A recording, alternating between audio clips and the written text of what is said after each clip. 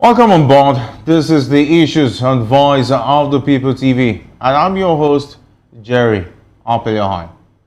Right now, power is shifting, questions are mounting, and our panel of expert analysts is ready to break it all down. Gabriel Suswam, former Benue State Governor, sends a warning shot. A new opposition coalition is forming, and he says it has the firepower to unseat the APC in 2027. Is this a genuine political force or just another power hustle? In Lagos, a property linked to Peter Obi's family is reduced to rubble. Obi calls it an abuse of power. The state claims ignorance. Who ordered the demolition and why the secrecy? And across the country, Tinubu's controversial tax reform bill ignites a fresh division. Northern leaders call it unfair. Is this the beginning of a new fiscal order or a flashpoint for regional tension? The stakes are high, the questions are sharp, and the conversation starts now. This is the Issues. After this short break, we'll dig deeper into these topics and more. Don't go away.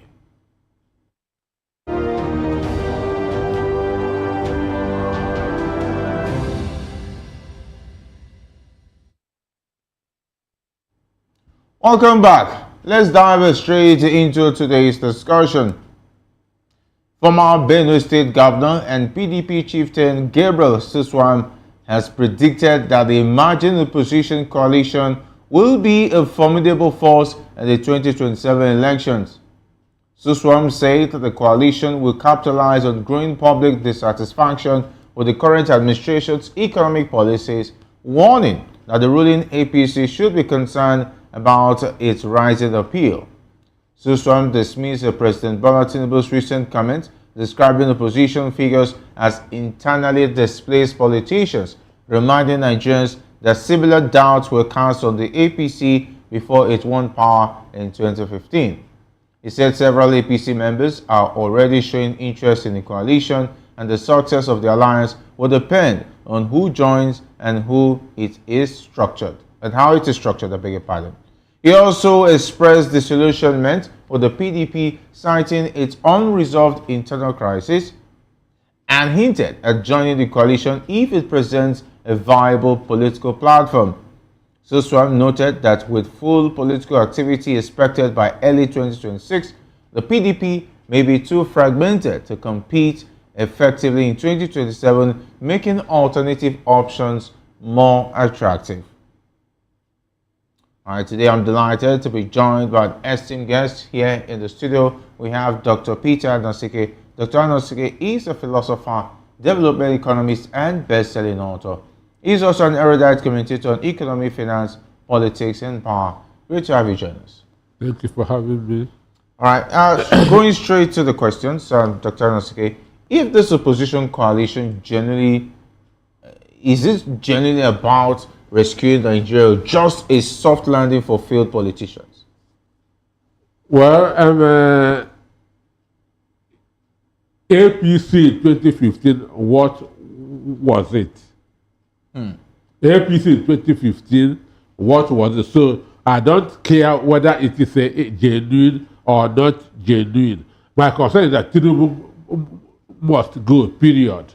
That's the same thing that was said about Jonathan. Jonathan must go. Sure. What goes round comes around. Understand me? With what you measured will be measured unto you. So what happened in 2015 is about to happen in 2027. Is it that are we learning from what happened in 2015? Whether it's for wrestling of power or for governance, Nigeria needs a change. We shouldn't continue this way. That's the most important thing. And I'm happy that what I saw years ago is what SWAN is saying now, that PDP will be too fragile. Understand? That's why I said that my word was that PDP is a broken down vehicle. So everybody is seeing it. So whether it is whether the people that are about that to form the coalition is IDP. I don't Internally care. displaced politicians. I don't want to know. This coalition is coming, and Tinubu is helping them on a daily basis. Understand me? Tinubu is helping them on a daily basis. The way Jonathan was helping his enemies in 2014 to 2015. With Suswam hinting at defection, does this signal PDP's death knell or a strategic cleansing before 2027? I say that whoever wants to contest in 2027 shouldn't contest other PDP. That's my exact word, and that's what he is saying. Okay.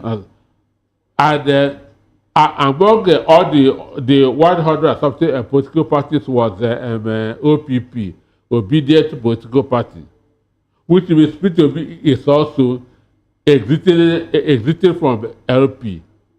I also said here that if P2B wants to contest other LP, he will be disqualified. So the issue is the only way the secret of winning any election in the world is the state of the economy. Okay. Which Tinubu has no answer. That is why George Weah was voted out. That is why the former Ghanaian president was voted out. That's why Biden and Harris were voted out. So the economy is always number one. And today, Tinubu's economy is zero. So apart from rigging and manipulation, nothing will save Tinubu in 2027. If the coalition attracts APC defectors, how different will it really be from the party it aims to replace? In 2014-15, I'm a student of history. Yes. 2014-15, they formed NPDP, comprising of Atiku, Saraki, Kwakwaso, Rotimi, Amechi, and others. They defected from PDP to APC. So people are going to be a mass defection from APC to the coalition. Okay. There's going to be very mass defection from the APC to the new party. Why some will remain there to work against the APC? Because the greatest help that you can that you can do to a political party is to defect. Okay. You are helping other party that you are defecting from. If you don't want to defect, you stay in there and you work against them. So that's another political strategy. So that's why in football they say that own goal is the most bitter goal. It's better that your opponent scored you than you scored yourself. So own goal pays more. So in politics, staying inside and working against your party is the worst one. Understand me? So people are going to defect to the new party, while others will remain in APC and work against the APC. Given Nigeria's political recycling culture, what makes this coalition any less vulnerable to the same internal crisis as PDP, eventually when they win? No champion stays forever. Understand me? So, most important thing that this change become viable. Understand? APC cannot remain in power. APC is not even an alternative to PDP. So when any candidate that comes from any of the coalitions will be better than Tinubu whoever it is, whether Kwakwaso, whether Atiku, whether P2B, whoever, whether Amechi, they are going to be better than Tinubu. Because all they have to do is to do the opposite of what Tinubu is doing at this point in time, which is what we expected Tinubu to have done. Do the opposite of what Buhari is doing. Can a fragmented opposition rally Nigerians who are increasingly disillusioned with both legacy and new parties, or is voter party the real winner in 2027? If a coalition comes, a coalition motivates people. A coalition that energizes people. So if a coalition comes, there will be no voter apathy in 2027. But if there's no coalition, we will not record up to 20% voter turnout. What about the new political parties that are chunking out day in, day out? Wouldn't it have been more interesting instead of having new 110 political parties, they all merge and form a coalition against the ruling party? Well, the issue is all of them are jokers. And not up to 5% of the political parties are going to be registered. One, it is economic waste. Understand? The papers that they are using that to write the names of the political association is a waste.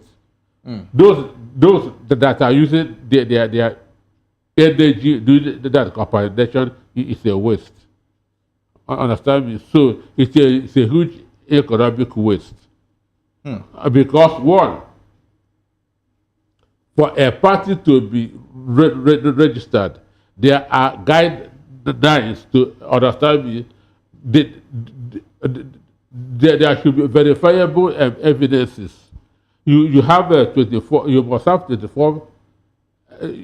You must have 20 secretaries in the 24 states. Yes, representation everywhere. Yes. Those 24 to 20 and the INEC officials are supposed to go for verifiable, or that to see it by themselves. So for INEC that to start going from one state to the other is a huge resources, because they may not go to two states in a day. Understand? They will come to Adamawa today, sleep in a hotel in order that to go to another state another day. At least INEC should have representation in all of these states, and they should be able to rein in on them. No, there's a monitoring team. INEC has a monitoring team. The function of the monitoring team that has to do all this. So, well, it's democracy. Everybody should be allowed to form their political party. Yes, but it's only those who met the guidelines that must be registered. Okay. I'm taking a look at Suswam. With what he's saying, it looks like he's strongly behind the plans for a coalition. Is this a sign that every good Nigerian should be strong about it?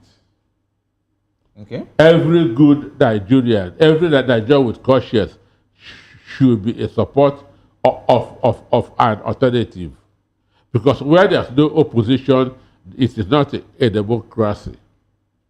Okay, can we now say, because PDP is even struggling to even having their NEC meeting, because we've been hearing that they've been having issues in terms of INEC not really have been pushing them left, right, and center due to the divisions they've been having at the party. Are we going to see a lot of PDP governors at the end of the day joining the coalition, just like they did in 2015? I say there's going to be mass defection from APC, that's to start with. Okay. From APC to the coalition. Some of these people that defected from PDP, from Labour Party to APC will go back. While some will remain there to work against the party. All right. Okay, let's go back to the next conversation, which is rather interesting, where the Lagos state government has denied any involvement in the demolition of a property allegedly owned by the brother of Peter Obi, the Labour Party's 2023 presidential candidate. Obi had raised the alarm on social media, claiming the property in Ikeja was demolished without due process, and the demolition crew presented a vague court order naming the defendant as person unknown. In response, the Lagos Commissioner for Information, Benga Omotosho, described Obi's claims as misleading and unfounded. He claimed that the Lagos State Building Control Agency, LASBCA, or any other government agency was not responsible for the demolition, and an investigation had been ordered to uncover what truly happened. Omotosho urged the public to disregard Obi's remarks, assuring that the state government remains committed to upholding law and order. He emphasized that the investigation will reveal the facts and guide appropriate actions, while also warning against attempts to discredit the government's efforts. Dr. Anosike, if the Lagos State body, talking about the LASBCA, wasn't involved, who in Lagos has the power to carry out a demolition with a vague court order, and what does that say about the rule of law? Well, Omotosho said that investigation has been set up. So let us know who is involved. Whether the Lagos State government has a hand in it or understand. So from what I read this morning, I read that a woman who claimed to be the owner of the property has emerged, and that the case was in court for many years, and the judgment was given, but the judgment was not appealed. Understand? Somebody sent the documents to me. Understand? So, but the issue is this: we should always be mindful of what we do and what we say. If you feel that if there's a judgment against you, even if you feel that it's not authentic, vacate it first of all. Make attempts to at least verify. Vacate, sure. There's a judgment that you go and you vacate it. So P2B, according to what he said yesterday, he said that he was in Abuja and was called. Maybe he didn't have time to go through the books to know what actually happened. He must have acted on emotion as a human being. So at that point in time, he may not have gone through the books to check who is who. Understand me? But as of who has power to demolish that's a property in Lagos State, you and I can do that same thing. Without following due process? I said, you and I can do that. That you may be staying in my property. I go to court, get a court order for execution. If I'm given an execution, I can execute it anywhere I want to. So an individual can do that thing, a company can do that thing, the Lagos State government can also do that thing. So since they said that investigation has been set up, let us wait and see how it will go. And my prayer is that let it be free and fair. Understand me? Because a manipulated that investigation may not let us know what we are supposed to do. So, but if actually that the Lagos State government is behind it, if actually that the reason is because P2B contested 2023 and is in opposition, then Tinubu is worse than Abacha. All right, let's take a listen from that event where P2B was present at the demolition site, and of course we'll come further and peruse what actually happened. You know, if my brother didn't have a brother like me, they would. He wanted to enter here. They said, no, you can't enter. We have got injunction. What about court injunction that allows somebody to enter into another person's property, refusing for removing his things and everything, and demolishing everywhere? What about court injunction is that? We're good? Thank you. Thank you very much. Yeah? Okay, sir. Thank you. Let's go. Just yesterday, just on Sunday, I came back from the US. And my younger brother told me that he urgently wants to see me. And I saw him yesterday on my way to Abuja.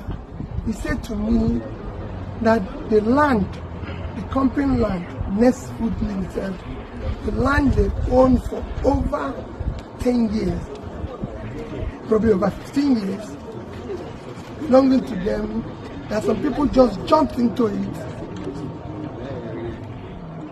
and said they're the owner, that they have cut injunction, and that they're about to start demolishing it. I said, okay,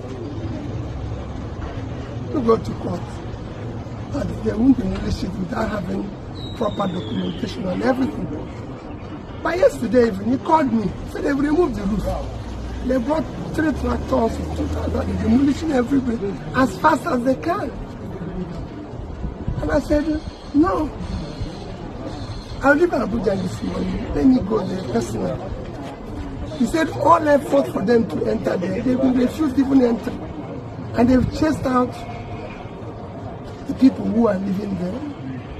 So there's nothing they can do. That's how I came from Abuja. We first flight this morning from Abuja, drove to this place, asked the people, what authorized you to demolish? They said I've cut injunction. That the owner gave them. I said, who is the owner? They said they don't know the owner. He just gave them this. I said, who is the owner? They said they don't know the owner. Can I see the cut injunction and see who the owner is, the person who is now claiming is sued? They gave me the cut injunction. The cut injunction explicitly said unknown person. How can you sue an unknown person? I said the land belongs to you. A land with property. And within yesterday and today, it demolished the property. Look at it. They've removed the roof, they removed everything. Okay, give me your proper documentation, demolition orders, because even if you want to demolish the house, you go to the state, they give you order to demolish, give you appropriate documentation, bring safety people and them, so that we know you're doing what is. Now, it's only while I'm here now that some people came and said they are safety order. What kind of country is this? How did you descend to this level of rascality? How can you sue an unknown person? Enter somebody's land and everything. I've been here for 4 hours. I've not seen one person who comes and says, I'm the owner. 3 people or 2 or 3 people have appeared. Are you the owner? No, I'm not. But I'm acting on behalf. I said, so who is the owner? No name. They've not called the name. I said, but you know my name. I'm Peter Obi. I want to know the next person so I can even approach him and say, please, this land belongs to a company that my brother is the majority shareholder. The country can't go on like this. We're looking for foreign investors. We're looking for investors. But look at how local investors are being treated. Is that a country can try? Sir, we've taken a listen, and there is a narrative being driven online that P2P did not actually get the facts right. But from what he has just expressed and said before the whole world to see, he said he actually made inquiries. He asked for documents and nobody was able to present it. And the only one that was presented to him, which is the court order, actually stated nobody's name. Meaning that there's something fishy. Well, how come all of a sudden we are seeing copies of this court documents online? Can we even verify those documents? From which court? That is also another thing. Because it looks like there's something bigger at play here. The issue here is that even for me, P2B is my senior in the university. 4th degree, we read the same course. He read philosophy, I read philosophy. But he was a few years ahead of me. The same teachers that I taught him taught me too. So, but the issue is that using that word injunction is even wrong. injunction means stop. There could be an injunction not to enter this office. Injunction is different from execution. Okay. So what P2B should be asking them is, where is your execution document? Not a court injunction. So they can say that the court has given injunction not enter these premises, which is far different from execution. So these are two different papers. So it shouldn't be that if he was given a court injunction does not mean demolition building. So are we saying that, for instance, they came to demolish without having the papers, and when he was asking, they only gave him what they had on them, which was not explicit enough to give him the reason to say that, okay, these people got the approval to demolish this land and so on and so forth. And he kept on asking, who's the person behind it? And a lot of people and he also made mention of the fact that Lagos state officials only showed up later, trying for safety and so on. Safety. And so on, after the demolition has already been established. It is a game. Understand? It is a game because if you want to demolish a building, that the safety or the private should be informed beforehand. Okay. Understand me? And the Lagos State building whatever are those who are to provide that safety. Yes. So now say that they don't know about it. How did those safety people came? Okay. Understand me? So how did they get them? Who informed them? Who told them? Who asked them to go there? So what I'm saying is, if it is because of P2B, is in the opposition, is criticizing a government that his brother's house was demolished. Tinubu is far worse than Abacha. Tinubu is far worse than Babangida, because these people did not do this. So, but as Obot Osho said that investigation have been set up, let us see how the investigation will go. And again, I pray that everything will come out free and fair. There will be no manipulation of reports. If, for instance, it's found out that a private actor carried out this demolition, doesn't that expose serious security lapses in Lagos governance structures? No, it depends on what was written in the court papers. Understand me? It depends on what if it's a high court, what is they should go for the CTC, certified true copy of that judgment, to know was the court order say demolish. Did the court order say demolish? Are there no grounds of appeal? Or understand me? Because if a judgment is given now, there's a window, maybe 90 days. If there's no appeal, then judgment will be executed. So the first is, what did the court order say? Did the court order say seize this property,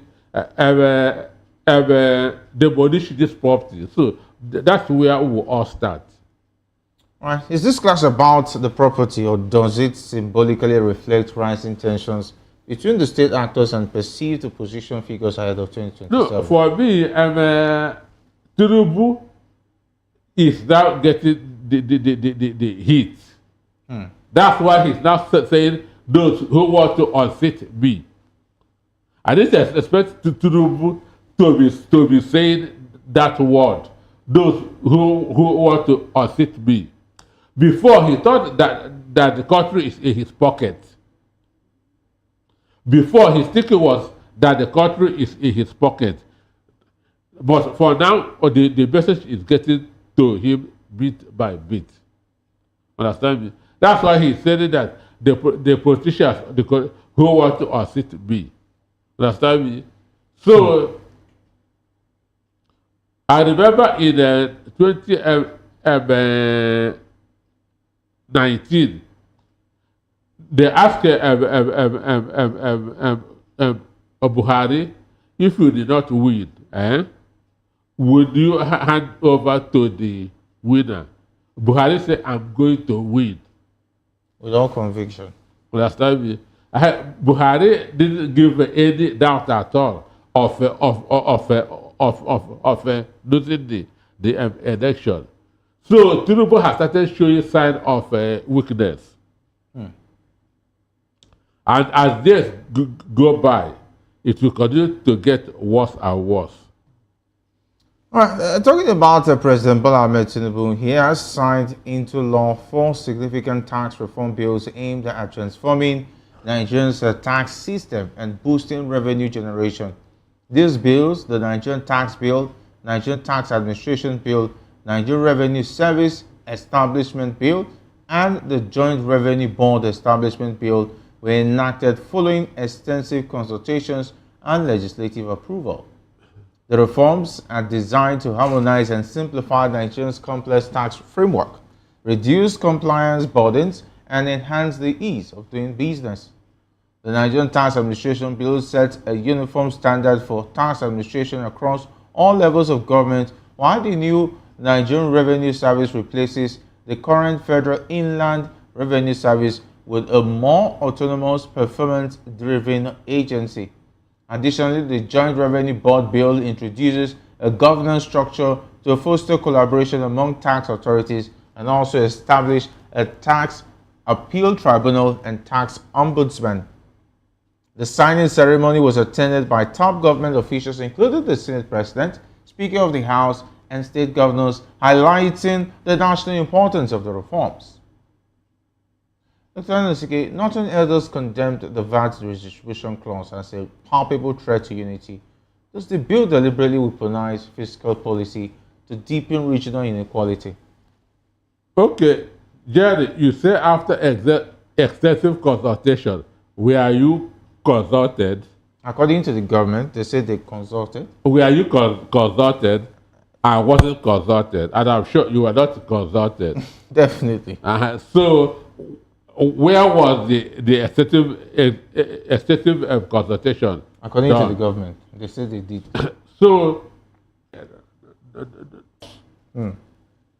You're talking about the South-South region, and you made mention of that this bill is so important to the president, and that is why he made sure it's implemented, whether the Northern caucus likes it or not. And now that the president now has the South in his hands, talking about the governors. It's wrong. He doesn't have that South. He doesn't even have Southwest in his hand. I'm talking about the governors now. I'm not talking about the people. Yeah. Because the governors are the one who control the funds and whatever comes out from the kickbacks of this tax, for crying out loud. The people will not have access to the tax. We only hear that a certain amount of tax has been remitted to the coffers of the government. It's now left for the governor to decide. And does that not give the president, does it look like it was all tailored, talking about the plan was well carried out to make sure the South is well captured before the implementation of this bill to create access to these funds ahead of the 2027 elections? It has been signed into, no, that's the most important thing. Okay. Even if Tinubu win 2027, even if by 2031 it will be, he will be out of there. At least he would have achieved this aim. But this continues.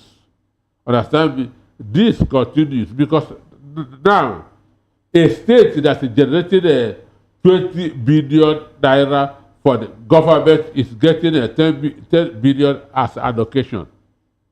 Is that okay? It's not okay. But with this bill, the higher your IGR, the higher allocation that you will be getting, which is to me is justice, it is fairness. So that's the reason why I am a supporter of it. But the Northern Elders Forum has gotten used to Armageri system of government. Understand me? Okay. So that's why they are not happy with it. That's why they feel that it's going to affect them. If the northern politicians were against it, what's now the role of the National Assembly in passage of bills like this? Because it looks like the president finally has his way. So what is now to talk about the numbers that the National Assembly, the northern politicians have in the National Assembly? They may do it just that to serve themselves in the committees that they are in. Because in those committees, the more committee you are, the more money you get. Are you saying that they sold out their own region just because of committees and personal aggrandizement? They sold out because their elders kicked against it. So some of their governors have kicked against it.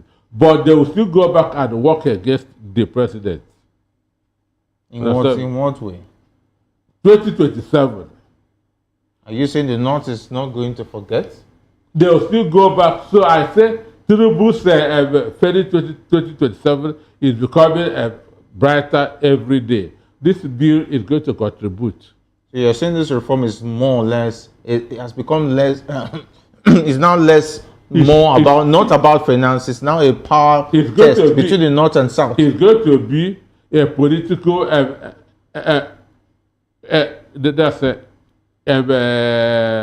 failure on the part of the president. Are we saying that maybe there's arrogancy on the part of the executive? Because 2027 around the corner, you're making, already doing campaign, and you decide to insert this bill. Is it that to say to hell with those so-called people who feel that I cannot do this and still get away with it? Well, Tinubu is a very arrogant person. Understand me? From the one, he is a very arrogant person. I remember in 2022, he said that it is an insult to make sure people to be in his presence. That was what Tinubu said. That it was insult to make sure people to be in his presence. But people beat him in his own word. People beat Tinubu in his own word. Beat him in his own office. Understand? So he's a very arrogant person. And had the chance say, when you become overconfident, you'll be hit with a sucker punch. And that's what is likely going to happen to him in 2027. All right, critics warned that the North could not survive this reform financially if socio-economic disruption follows. Who will be held accountable beyond blaming the presidency? For me, the governors and the constitution. The governors and the constitution, because the constitution did not allow devaluation of powers. That's number one. Number two, the constitution and mineral resources is in the hand of the federal government. So the governors cannot make use of the things under their feet. So that's why I said that Akubo said that we are running an emergency system of government. Every month the governor will go to Abuja and he will be given a handout. So governors don't have the control of them. In Ondo has a bitumen that can sustain all the states, that it will not, that Ondo state will not need anything from Abuja. But because of the constitution, the governor cannot touch any of it. All right, even senators from the North are split. Does this hint at a little fracture over self-interest or a deeper ideological divide on how Nigeria navigates federal resource sharing? No, it is the emergency system of government, the unity system of government, understand me, and the monkey, the work baboon, because not believe that Nigeria is their own. Understand? That even the oil in Southsouth is their own. So they want to be taking that's everything. So it is that mentality, that's why they are opposing this bill. Does this mean that the governors will sit up or the plan to change the system of government to unitary system is already hotting up? They will prefer to change Tinubu than Change the sit system. up. Sure. Sit up. Or change the system of governance. They will prefer that to change Tinubu than sitting up, because it's going to affect all the culture that is in operation in the country. Is this going to be a bargaining chip for the northern leaders to support any party that wants to unseat Tinubu at the 2027 polls? Which, for instance, the coalition, if they say, okay, we're going to support you, you are going to sign an agreement that immediately you get into power, you're going to repeal all of this tax reform bill. It is not everything that you sign on paper. Okay. It's not every agreement in politics that you sign on paper. All right. That's how I mean. Okay. This is what a presidential candidate can visit that forum, the emirs one by one, and that I talk to them to negotiate. All right, I want to say thank you, Dr. Ernest K. It's been awesome having you on the show this evening. Do flying solo. Thank you for having me. All right, and that's all for the Issues on Voice of the People TV. Thanks for joining me, Jerry Apelihart, and our expert analyst, Dr. Anosike, as we call through the noise and get to the heart of what matters. The stories are far from over, and neither is our watchful eye on the future of this nation. Stay informed, stay engaged, and keep your voice loud. We'll be right here bringing you the truth, the debate, and the issues that shape Nigeria. Until next time, this is The Issues. Keep the conversation going.